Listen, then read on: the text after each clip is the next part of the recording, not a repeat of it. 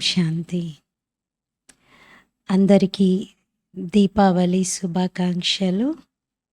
ఈరోజు విశేషంగా ఆత్మదీపాన్ని వెలిగించుకొని మొత్తం సృష్టిలో ఉన్నటువంటి వారందరి యొక్క ఆత్మజ్యోతులను వెలిగించే పండగగా మనము జరుపుకుంటున్నాము. బాబా ఈరోజు మురళీలో వరదానంలో కూడా మనకి దీపావళి అసలు పండుగను ఎలా జరుపుకోవాలి అనే విషయాన్ని వినిపించారు. ఇది ఆత్మ యొక్క జ్వాల. ఆత్మ ఒక దీపంలాగా వెలుగుతూ ఆ ప్రకాశంతో ఇంకెలాంటి తప్పులు చేయకుండా, ఇంకెలాంటి తప్పుడు నడవడిక వైపు వెళ్ళకుండా, మాయకు వశం అవ్వకుండా అన్నిటిపైన విజయాన్ని పొందేటువంటి స్థితిని మనం తీసుకురావాలి. అందుకే బాబా దీపావళి సందర్భంగా ఈరోజు మురళీలో కొన్ని విషయాలని ఎలా మాయను దూరంగా పంపించేసేయాలి, మాయను జయించాలి, ఈ విషయాలని వినిపించారు. ఇది 31 అక్టోబర్ మురళి. मीठे बच्चे ऑर्डर करो कि हे भूतो तुम हमारे पास आ नहीं सकते, तुम उनको डराओ तो वह भाग जाएंगे. మధురమైన పిల్లలు ఆర్డర్ చేయండి, హే భూతాలారా మీరు మా వద్దకి రాకండి. మీరు అలా భయపెట్టినట్లయితే అవి పారిపోతాయి. నార్మల్గా ఏమంటారు, భూతం మనల్ని భయపెడుతుంది అని. కానీ బాబా మనకేం చెప్తున్నారు, మీరే భూతాలను భయపెట్టండి. భూతాలకి ఆర్డర్ చేయండి, హే భూతాలారా మీరు ఇక్కడి నుండి వెళ్ళిపోండి, మీరు మా దగ్గరికి రావద్దు అని. అంతే, అవి భయంతో పారిపోతాయి అంటున్నారు. ప్రశ్న: ఈశ్వరీయ నశాలో ఉండేటువంటి పిల్లల జీవితానికి శోభ ఏమిటి? ఈశ్వరీయ నశాలో ఉండేటువంటి పిల్లల యొక్క జీవితానికి శోభ ఏమిటి? జవాబు: సర్వీసే వారి జీవితానికి శోభ.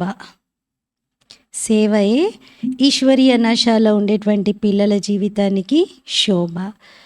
ఎప్పుడైతే నష ఉంటుందో, మేము ఈశ్వరీయ లాటరీని పొందాము అని, అప్పుడు సర్వీస్ అభిరుచి కూడా ఉండాలి మరి. కానీ బాణం ఎప్పుడు తగులుతుంది అంటే లోపల ఎలాంటి భూతం లేనప్పుడే. నేను సేవ చేస్తాను అని చెప్పడానికి వెళ్ళి లోపలన్నీ అవగుణాలే ఉంటే బాణం తగలదు.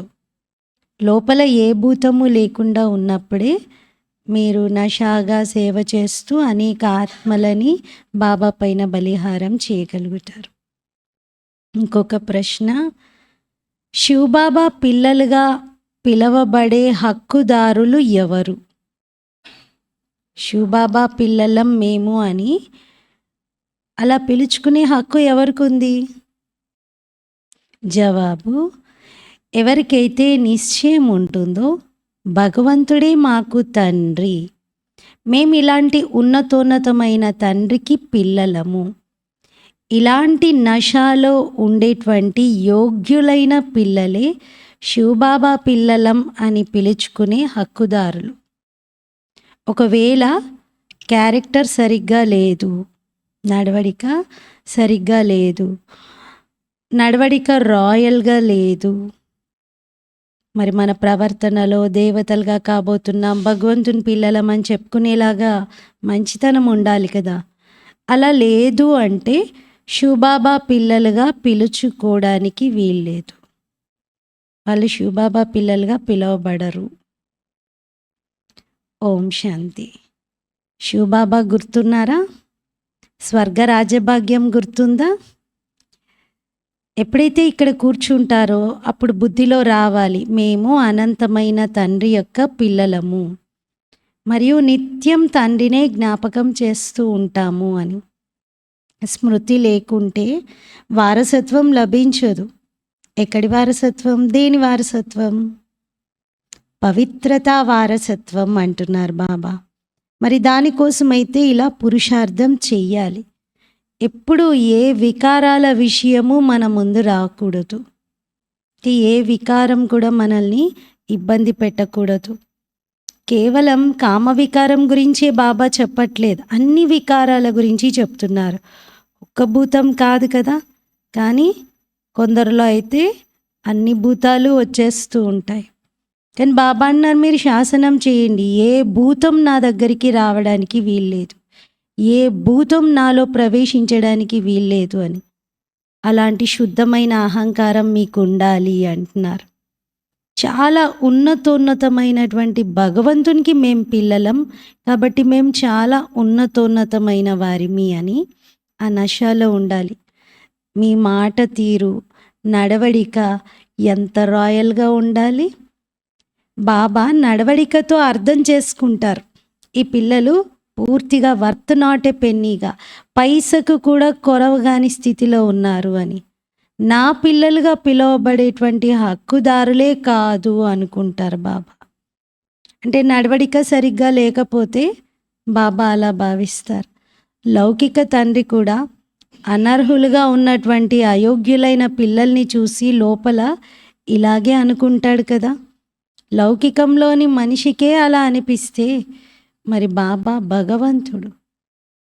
వారి పిల్లలమని చెప్పుకోవడానికి ముందు వారిలాంటి గుణాలు, కనీసం వారి పిల్లలమని చెప్పుకునేలాగా లక్షణాలైనా ఉండాలి కదా. వీరు తండ్రి. పిల్లలకి తెలుసు తండ్రి మాకు శిక్షణని ఇస్తూ ఉన్నారు. కానీ కొంతమంది పిల్లలు ఎలా ఉన్నారంటే అసలు ఏమీ అర్థం చేసుకోవటం లేదు. అనంతమైన తండ్రి మాకు అర్థం చేయిస్తున్నారు అనే నిశ్చయమీ లేదు.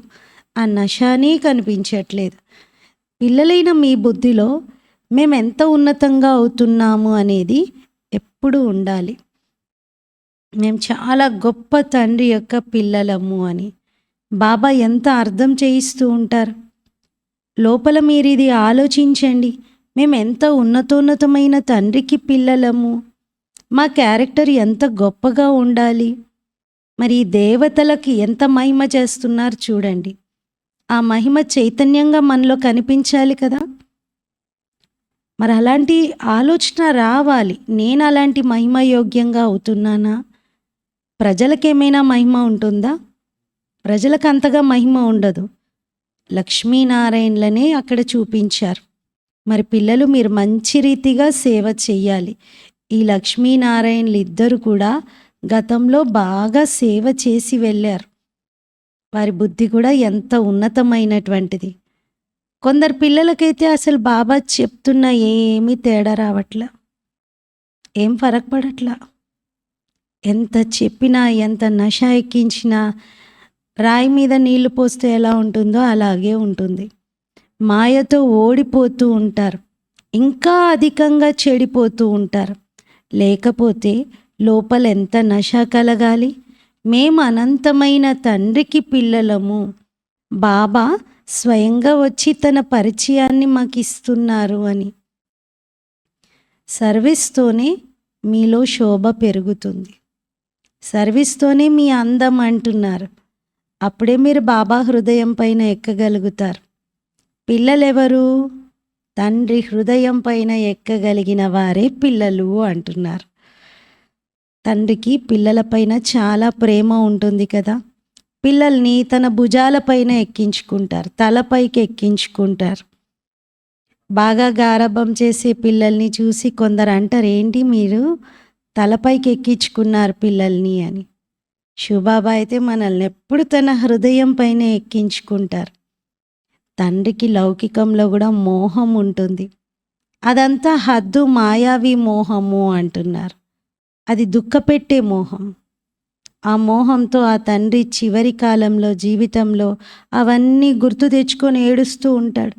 అయ్యో, చిన్నప్పుడు నా కాళ్ళు సరిగ్గా పనిచేయకపోయినా భుజాల మీద ఎక్కించుకొని తిప్పాను, ఎన్ని రకాలుగా ఆడించాను, ఎంత ప్రేమ చేశాను, ఇప్పుడు నన్ను చూసుకోవటం లేదే, నన్ను పట్టించుకోవట్లేదే అని బాధపడతాడు.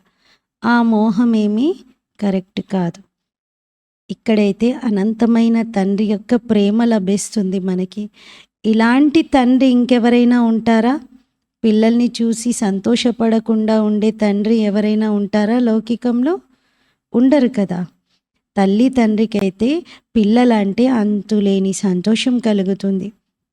మరి ఇక్కడ మీరు ఎప్పుడైతే కూర్చుంటారో అప్పుడు బాబా స్వయంగా మాకు చదివిస్తున్నారు అని భావిస్తారు. అలా భావించాలి. బాబా మాకు ఒబీడియంట్ టీచర్. ముందసలు నేను బాబాకు ఒబీడియంట్ స్టూడెంట్ని అనుకోవాలి. కానీ బాబా అది చెప్పట్లే, మీరు నా ఒబీడియంట్ స్టూడెంట్ అనట్లా, నేను మీకు ఒబీడియంట్ టీచర్ని అంటున్నారు. ఎందుకంటే బాబా ఎంత ఒబీడియంట్ అంటే ఒక్కరోజు కూడా టీచింగ్ చేయకుండా మనకి మురళి వినిపించకుండా ఉండరు. కానీ మనం ఒబీడియంట్ స్టూడెంట్ లాగా ఒక్కరోజు కూడా క్లాస్ మానకుండా ఉంటున్నారా? లేదు. అందుకే బాబా అంటున్నాను, నేను ఒబీడియంట్ టీచర్ని అని. అనంతమైన తండ్రి అయితే తప్పనిసరిగా పిల్లల సేవలో వస్తారు. అందుకే వారి మహిమ గాయనం అంతగా చేశారు. ఎంత వండర్ఫుల్ విషయం ఇది! ఎంతగా వారిని మహిమ చేస్తూ ఉంటారు. ఇక్కడ కూర్చున్నప్పుడు మీ బుద్ధిలో బాగా నష ఉండాలి. సన్యాసులైతే ఉన్నదే నివృత్తి మార్గానికి చెందినవారు. వారి ధర్మమే వేరు. ఇప్పుడు మీరు ఈ విషయాలన్నీ బాబా ద్వారా అర్థం చేసుకుంటున్నారు. మీకేమైనా ఇంతకుముందు ఈ విషయాలు తెలుసా? సన్యాస మార్గం అంటే నివృత్తి మార్గం అని తెలుసా? లేదు. మీరు గృహస్థ ఆశ్రమంలో ఉంటూ భక్తి మొదలైనవి చేసుకుంటూ ఉండేవారు. అలా భక్తిలో మీరు ముందుకెళ్తూ సడన్గా మీకు జ్ఞానం లభించింది. వాళ్ళకైతే జ్ఞానం లభించేది లేనే లేదు. మీరెంత ఉన్నతమైన చదువుకుంటున్నారు, కానీ ఎంత సాధారణంగా కూర్చున్నారు, క్రింద కూర్చున్నారు. దిల్వాడా మందిరంలో మీరు క్రింద తపస్య చేస్తూ ఉన్నారు. పైననేమో వైకుంఠం యొక్క చిత్రాలని చూపించారు. పైన వైకుంఠ దృశ్యాలని చూసి మనుషులు అనుకుంటారు వైకుంఠం పైనే ఉందేమో, స్వర్గం అంటే పైనే ఉంది అనుకుంటారు. ఇప్పుడు మీ లోపల ఈ విషయం రావాలి, ఇది స్కూల్, మేము చదువుకుంటున్నాం. ఎక్కడికైనా మీరు విహారానికి వెళ్ళినప్పుడు కూడా బుద్ధిలో ఇదే ఆలోచన నడవాలి, నేను ఈశ్వరీయ విద్యార్థిని, స్వయంగా భగవంతుడే నాకు టీచర్ అయి చదివిస్తూ ఉన్నారు అని. అప్పుడు మీకు చాలా మజా అనిపిస్తుంది. అనంతమైన తండ్రి గురించి అయితే ప్రపంచంలో ఎవరికీ తెలియదు. తండ్రి యొక్క పిల్లలుగా అయి తండ్రి బయోగ్రఫీ గురించి తెలుసుకోకపోతే అలాంటి మొద్దు పిల్లల్ని ఏమనాలి? అలాంటి మొద్దులను ఎక్కడైనా చూసారా అంటున్నారు. చిన్న పిల్లలు మాటలు సరిగ్గా పలకడం రానటువంటి వయసులో కూడా మీ నాన్న ఏం చేస్తాడంటే ఆఫీస్ అంటారు. కొందరికి ఏం తెలియదు ఏ ఆఫీసో ఏంటో, అయినా కూడా ఆఫీస్ అంటారు. మా డాడీ ఆఫీస్ అని చెప్తారు. అంటే కనీసం కొంచెమైనా ఆ చిన్నపిల్లలు చెప్పే ప్రయత్నం చేస్తున్నారు. కానీ మీరు భగవంతుని పిల్లలై ఉండి వారి బయోగ్రఫీనే తెలుసుకోలేకపోతున్నారు. మరి ఏమనాలి? తెలుసుకోని కారణంగా పోనీ తెలీదు అని ఊరుకున్నారా? లేదు, వారు సర్వవ్యాపి అని చెప్పేశారు. నేనే భగవంతుణ్ణి, నాలోనూ ఉన్నాడు, మీలోనూ ఉన్నాడు, అంతటా ఉన్నాడు అనేశారు. భగవంతుణ్ణి ఏమని చెప్పేశారు? సదా పూజ్యుడిగా ఉన్న భగవంతుని నీవే పూజ్యుడవు, నీవే పూజారివి అని అనేసినట్లయింది. ఇప్పుడు మీ లోపల చాలా సంతోషం ఉండాలి. మేమిప్పుడు చాలా ఉన్నతంగా పూజ్యులుగా అవుతున్నాం. ఒకప్పుడు అలా పూజ్యులుగా ఉండేవారిమి, మళ్ళీ పూజలు మొదలు పెట్టాం మధ్యలో. ఈ విషయాలు ప్రపంచంలో ఎవరికీ తెలియదు. అసలు భక్తి ఎప్పుడు ఆరంభమైంది అనేదే తెలియదు. ఎందుకంటే వాళ్ళు అన్ని యుగాల్లో భక్తిని చూపించారు. బాబా పిల్లలకు ప్రతిరోజు ఈ విషయాలు అర్థం చేయిస్తూ ఉంటారు. ఇక్కడ కూర్చున్నప్పుడు మీ లోపల చాలా సంతోషం ఉండాలి. మేము ఎవరి ద్వారా చదువుకుంటున్నాము, ఎవరు మాకు చదివిస్తున్నది? భగవంతుడు స్వయంగా వచ్చి చదివిస్తున్నారు. ఎక్కడైనా విన్నారా భగవంతుడు టీచర్ అయి చదివిస్తాడు అని? గీత వినిపించాడనేది వింటారు, భగవంతుడు గీతా జ్ఞానాన్ని బోధించాడు అని. కానీ టీచర్ అయ్యాడు అనే విషయం ఎక్కడా వినలేదు. వాళ్ళు అనుకుంటారు గీతా భగవంతుడు శ్రీకృష్ణుడు అని, శ్రీకృష్ణుడే చదివించాడు అనుకుంటారు. మంచిది. సరే శ్రీకృష్ణుడనే అనుకోండి. కానీ ఎంత ఉన్నతమైన స్థితి కావాలి దానికి? ఒక పుస్తకం ఉంది. మనుష్య మతం మరియు ఈశ్వరీయ మతానికి ఉన్న భేదాన్ని అందులో రాశారు. మరి ఇద్దరికీ చాలా తేడా ఉంది కదా! దేవతల మతం తీసుకునే అవసరమైతే లేనే లేదు. మనుషులు ఈశ్వరీయ మతం కావాలని కోరుతారు. దేవతల మతం అయితే నెక్స్ట్ జన్మలో, సత్యుగంలో మీకు లభించేదే లేదు. అసలు దేవతలు ఎవరికీ ఏమీ సలహాలిచ్చే అవసరమే ఉండదు. దాంతో ఉన్నతమైన పదవిని పొందడం అలా ఏమీ లేదు. మీరు దేవతలుగా అయ్యిందే శివబాబా యొక్క శ్రీమతంతో. ఈశ్వరుని మతం పైన గత జన్మలో నడవడంతోనే తర్వాత దేవతలుగా అయ్యారు. మళ్ళీ దేవతలుగా అయ్యాక ఎవరి సలహా తీసుకునే అవసరం ఉండదు. ఇప్పుడు మీకు శ్రీమతం లభిస్తుంది శ్రేష్టంగా తయారవ్వటానికి. ఈశ్వరీయ మతం మరియు మనుష్య మతానికి ఎంత తేడా ఉంది. మనుష్య మతం ఏం చెప్తుంది, ఈశ్వరీయ మతం ఏం చెప్తుంది? మీరు తప్పనిసరిగా ఇప్పుడు ఈశ్వరీయ మతం పైనే నడవాలి. ఏం చెప్తుంది మనుష్య మతం? వికారిగా కండి అంటది. ఈశ్వరీయ మతం నిర్వికారిగా కండి అని చెప్తుంది. తేడా చాలా ఉంది కదా మరి. శాస్త్రాలు మొదలైనవన్నీ అయితే మనుషులే తయారు చేశారు. బాబా ఏమైనా శాస్త్రాలు చదివిస్తారా ఏంటి? పోనీ చదువుకొని వస్తారా? పరంధామంలో రోజు ఒక లెసన్ చదువుకొని వచ్చి మురళి చెప్తారా? లేదు. బాబా అంటారు, నేనెవరి అబ్బాయిని? నాకెవరైనా తండ్రి ఉన్నారా? తల్లి ఉన్నారా? నాకెవరైనా గురువా? నేనెవరికైనా శిష్యున్నా? నేనెవరి దగ్గరైనా నేర్చుకున్నానా? ఈ విషయాలన్నీ ఇప్పుడు మీరే అర్థం చేసుకుంటున్నారు. భలే తెలుసుకున్నా కూడా కొందరు కోతి బుద్ధిలాగే ఉన్నారు. వానర బుద్ధి. మందిర యోగ్యంగా తయారవ్వాలి కదా మరి. ఇలా ఎంతోమంది మనుష్య మతం పైన నడిచేవారున్నారు. అంటారు ఈశ్వరీయ మతం మాకెందుకండి, ఈశ్వరుడు చదివిస్తున్నారంటే నేనేం చేయాలండి అంటారు. అసలు ఈశ్వరుడి మతంతో ఏమవుతాము అనేది కూడా వారికి తెలియదు. భగవంతుడు ఈశ్వరుడు మనల్ని ఎంత ఉన్నతంగా తయారు చేస్తారనేది కూడా తెలియదు వారికి. ఇప్పుడు స్వయంగా భగవంతుడే వచ్చి చదివిస్తున్నారు. భగవాను వాచ. మనము వారి ద్వారానే చదువుకోవడానికి వెళ్తున్నాం. మనం రోజు 1 గంట, అరగంట, పావు గంట అయినా మురళీ క్లాస్కి తప్పనిసరిగా వస్తారు. క్లాస్కి రాకుండా ఉండరు కదా. క్లాస్లో ఎక్కువ సమయం ఏమీ తీసుకోకూడదు. స్మృతి యాత్ర అయితే నడుస్తూ తిరుగుతూ కూడా మీరు చేయవచ్చు. జ్ఞాన యోగాలు 2 చాలా సహజమైనవి. తండ్రిని జ్ఞాపకం చేయడం ఇది ఒక్కటే పదం అంటున్నారు బాబా. అలఫ్ ఒకటే పదం. భక్తి మార్గంలో అయితే చాలా శాస్త్రాలు ఉన్నాయి. అన్నిటినీ కూడబెట్టండి, ఒక ఇల్లంతా నిండిపోతుంది శాస్త్రాలతో. వాటికి కూడా ఎంత ఖర్చు అవుతుంది, చాలా ఖర్చు అయ్యి ఉంటుంది కదా. ఇప్పుడు తండ్రి అయితే చాలా సహజమైన విషయాలని తెలియజేస్తున్నారు. కేవలం నా స్మృతిలో ఉండండి. మరి వారసత్వం అయితే తండ్రి నుండే లభిస్తుంది. విశ్వరాజ్య భాగ్యము. మీరు విశ్వానికి యజమానిగా ఉండేవారు కదా. భారతదేశం స్వర్గంగా ఉండేది కదా. ఏంటి మీరు ఈ విషయాలన్నీ మర్చిపోయారా? భగవంతుడే చదివిస్తూ ఉన్నారు ఇక్కడ. ఇది కూడా డ్రామా భావి అంటారు బాబా. అంటే అలా మరచిపోవడం కూడా విధిలో పాత్రగానే ఉంది. ఇప్పుడు బాబా స్వయంగా వచ్చారు. ప్రతి 5000 సంవత్సరాల తర్వాత బాబా చదివించడానికి వస్తారు. అనంతమైన తండ్రి యొక్క వారసత్వం అయితే తప్పకుండా స్వర్గం కొత్త ప్రపంచంలోనే లభిస్తుంది. ఇది చాలా సింపుల్ విషయం.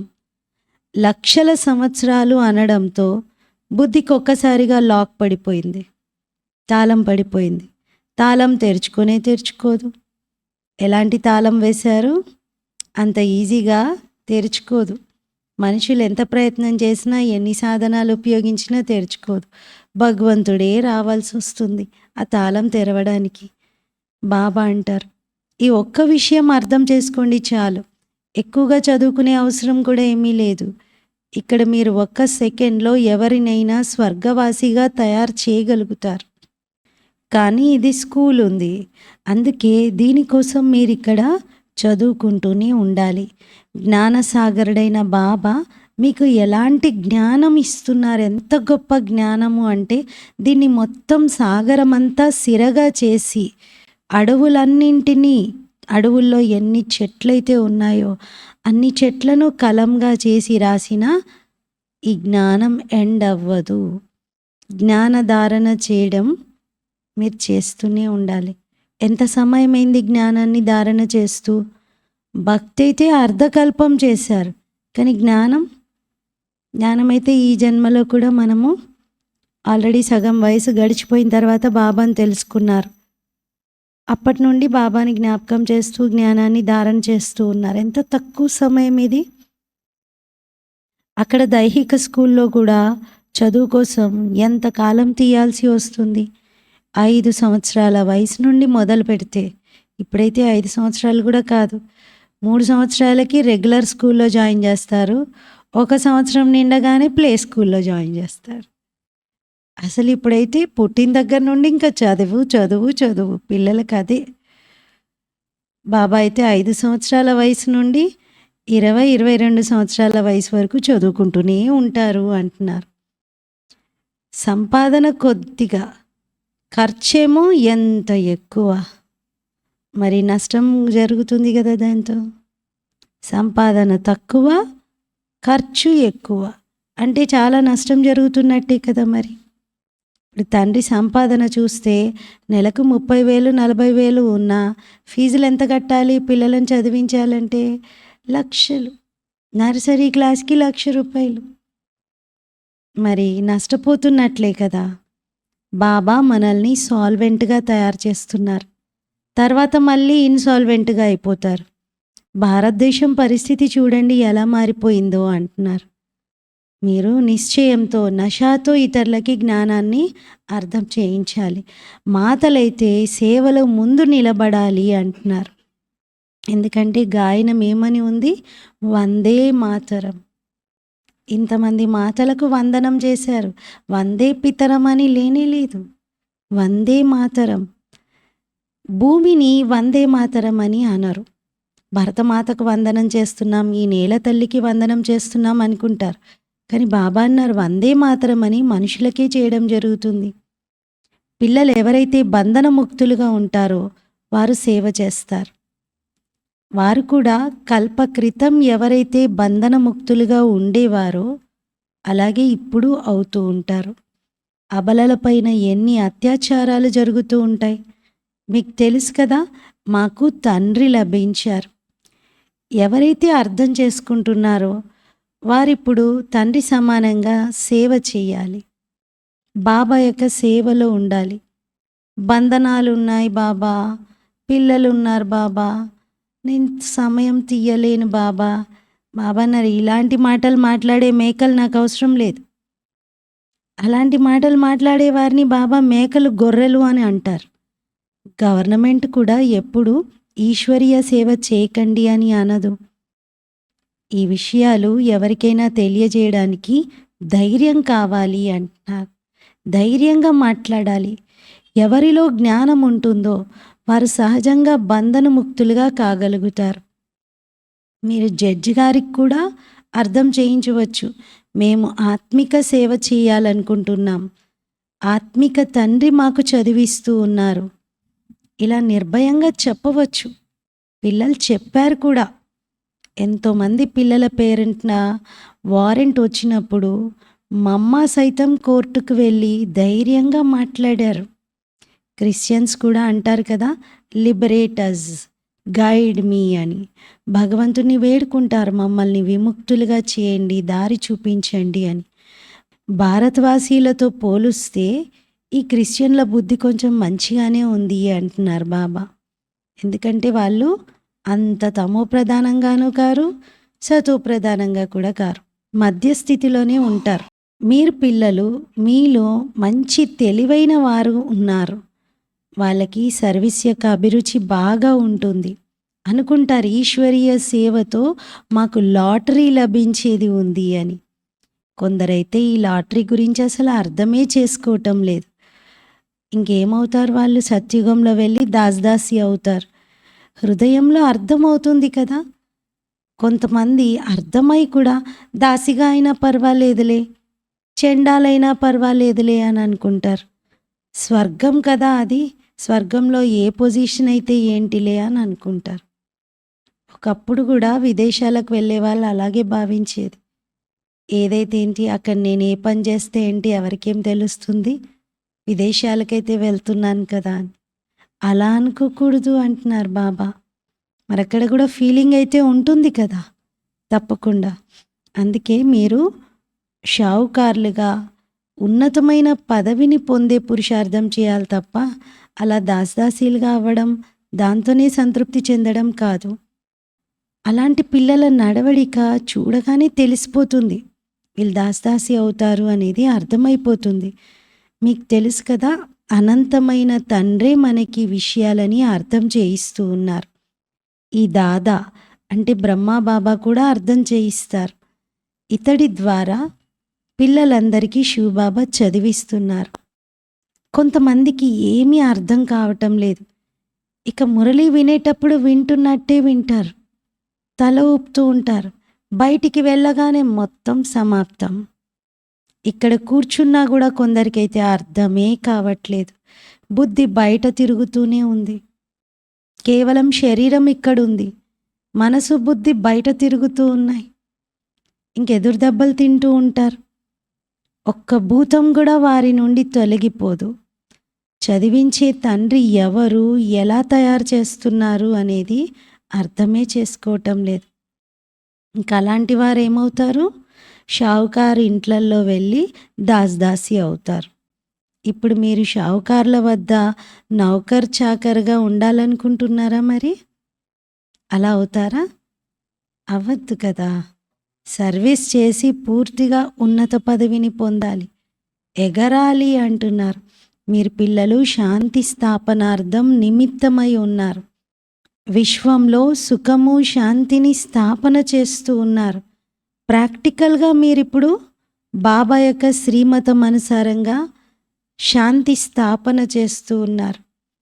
ఇందులో ఎలాంటి అశాంతిగా అయ్యే విషయాలు ఉండకూడదు. బాబా చెప్తున్నారు, ఇక్కడ కూడా కొన్ని మంచి మంచి ఇళ్ళు ఉన్నాయి. బ్రహ్మా బాబా లౌకికంలో చూశారు, ఒకే ఇంట్లో 6, 7 కోడళ్ళు కలిసే ఉంటారంట. ఉమ్మిడి కుటుంబం, అందరి వంట ఒకే దగ్గర ఉంటుంది.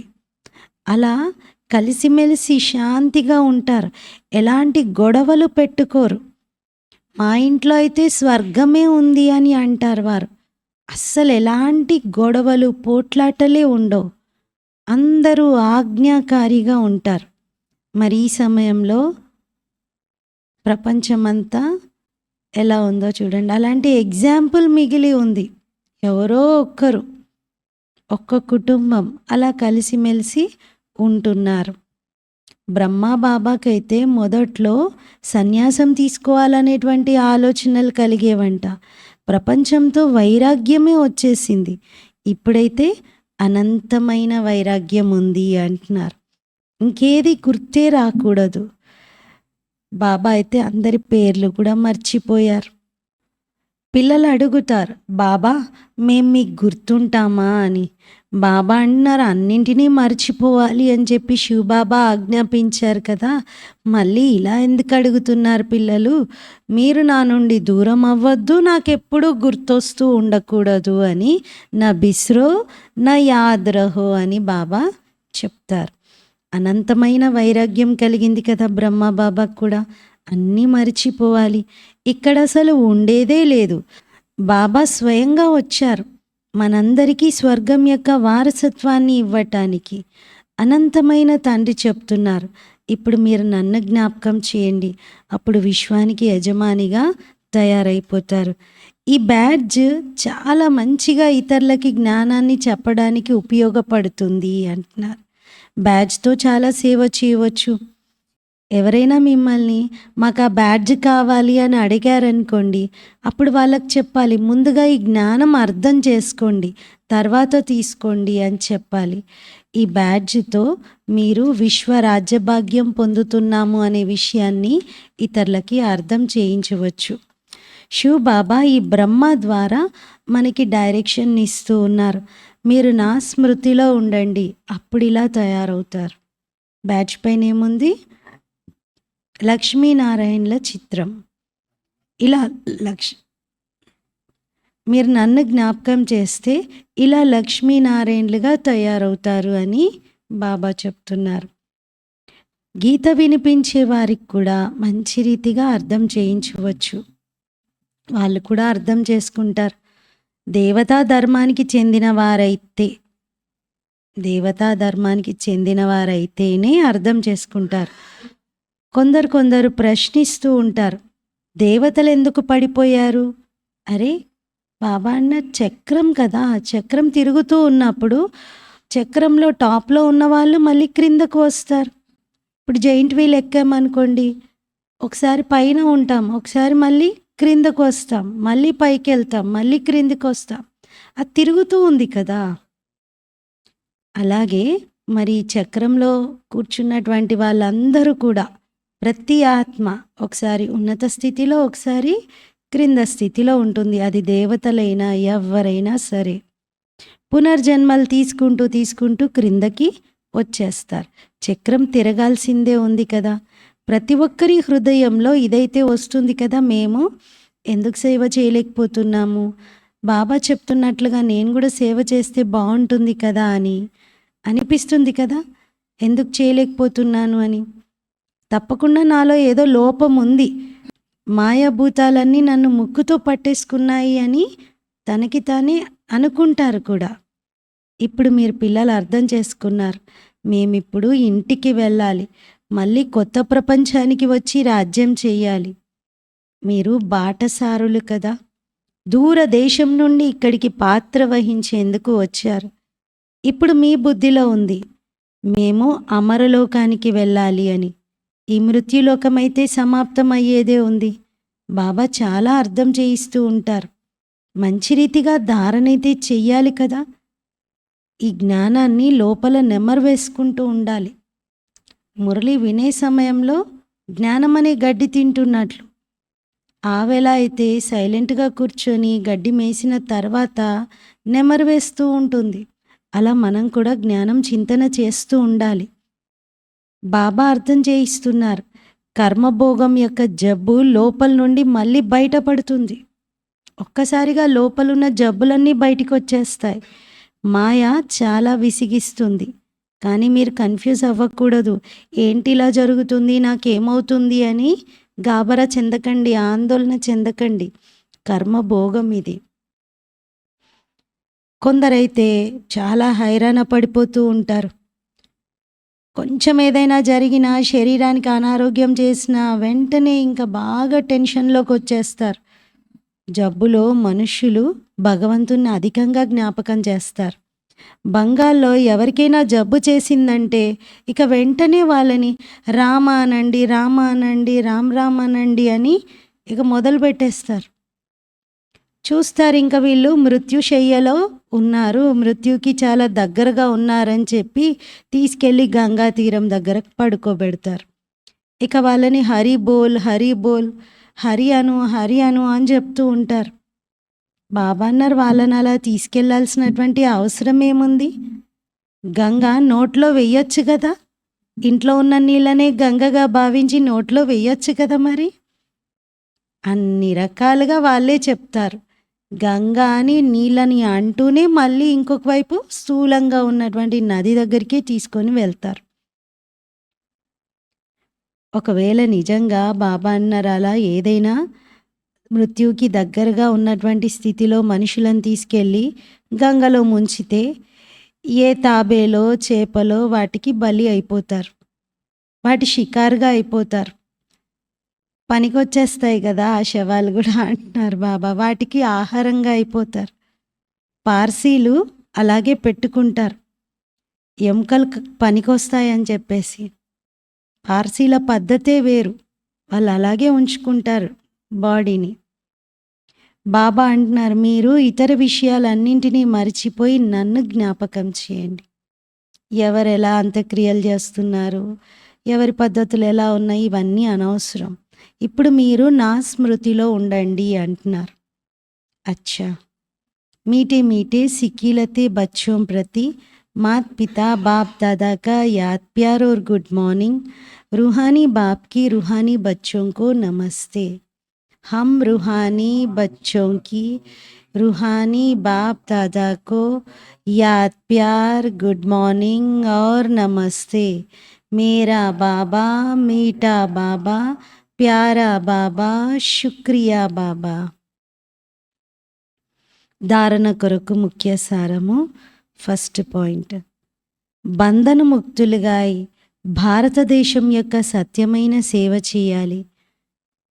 నిశ్చయంతో అర్థం చేయించాలి, మాకు ఆత్మిక తండ్రే చదివిస్తున్నారు, మేము ఆత్మిక సేవలో ఉన్నాము అని. ఈశ్వరీయ సేవలో ఉత్సాహంతో ముందుకు రావాలి. సెకండ్ పాయింట్, కర్మభోగం యొక్క జబ్బు లేక మాయా తుఫాన్లలో గాబరా చెందకూడదు, ఆందోళన పడకూడదు. బాబా ఏదైతే జ్ఞానం ఇచ్చారో దానిని నెమరు వేసుకుంటూ బాబా స్మృతిలో హర్షితంగా ఉండాలి. ఫస్ట్ పాయింట్ ఏంటి? బంధనముక్తులుగా సేవ చేయడం. మాతలు ముందుకు రావాలి అంటున్నారు. అలాగే నిశ్చయంతో, నషాతో భగవంతుడు మాకు చదివిస్తున్నారు అని ఈశ్వరీయ సేవలో ఉండాలి, సేవలో ఉత్సాహం రావాలి అంటున్నారు. సెకండ్ పాయింట్లో బాబా ఏం చెప్తున్నారు? కర్మ భోగం ఎదురైనప్పుడు టెన్షన్లోకి రాకండి, ఆందోళన చెందకండి, జ్ఞానాన్ని నెమరు వేసుకుంటూ హర్షితంగా ఉండండి. వరదాన్, నిరాకార మరియు సాకార రెండు రూపాల జ్ఞాపకార్థాన్ని విధిపూర్వకంగా జరుపుకునేటువంటి శ్రేష్ఠ ఆత్మాభవ.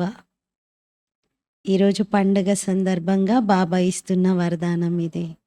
నిరాకార మరియు సాకార రెండు రూపాల జ్ఞాపకార్థాన్ని విధిపూర్వకంగా జరుపుకునేటువంటి శ్రేష్ఠాత్మాభవ.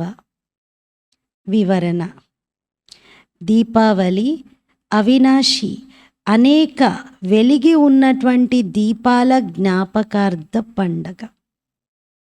దీపావళి అవినాశిగా అనేక వెలిగి ఉన్నటువంటి దీపాల జ్ఞాపకార్థము.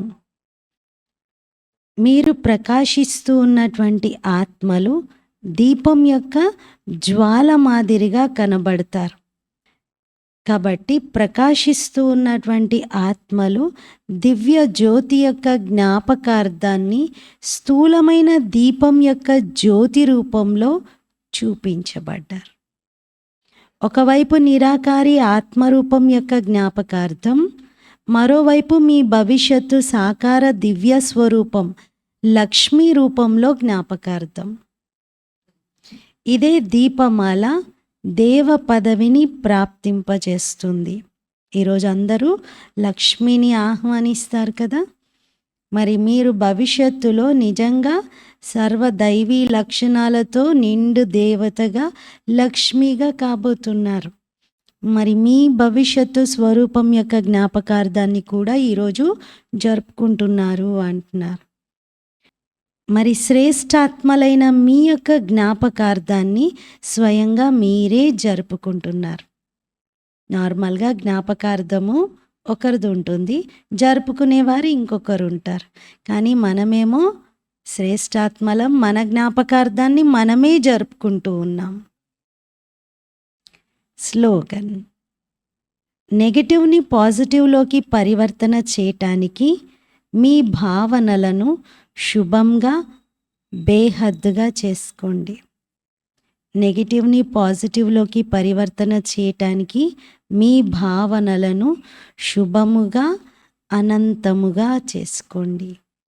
బేహద్ భావనలు ఉండాలి, శుభ భావనలు ఉండాలి. అప్పుడు ఎలాంటి నెగెటివ్ అయినా పాజిటివ్‌లోకి పరివర్తన అవుతుంది.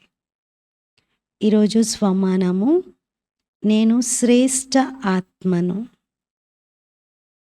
నేను శ్రేష్ఠ ఆత్మను. ఈ రోజంతా మనము శ్రేష్ఠ ఆత్మ దీపంగా కావాలి. శ్రేష్ఠ ఆత్మ దీపంగా చైతన్యంగా ప్రకాశిస్తూ ఉండాలి. అనేక ఆత్మల జ్యోతులను ఆత్మజ్యోతిని కూడా ప్రకాశింపజేయాలి. అలాగే మన లోపల లక్ష్మి ఆహ్వానం చేయాలి. మన లోపలున్న మన భవిష్యత్తు స్వరూపాన్ని ఇప్పుడే ఆహ్వానించాలి. అటువంటి అనుభవమే రోజంతా మనము చేసుకుందాము. మరోసారి అందరికీ దివ్య దీపావళి యొక్క శుభాకాంక్షలు. ఓం శాంతి.